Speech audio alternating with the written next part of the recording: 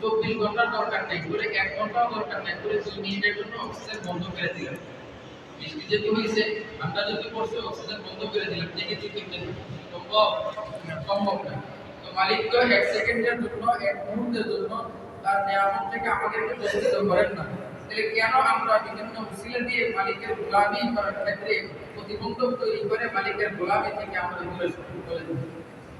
মালিক তো নিয়ামতের কোনো কমতি নেই, মালিক তো 1 মুহূর্তের জন্য নিয়ামত বন্ধ করে দেন। তাহলে আমরা কেন মালিকের গোলামি করব? এই কারণে এখনো যারা বাসায় আছেন, বিভিন্ন জায়গায় আছেন, জুমার নামাজ আদায় করার জন্য আপনারা মসজিদে চলে আসেন। আল্লাহ সবাইকে তৌফিক দান। আপনারা হাজিরিন, আমরা নতুন একটা বছর শুরু করেছি।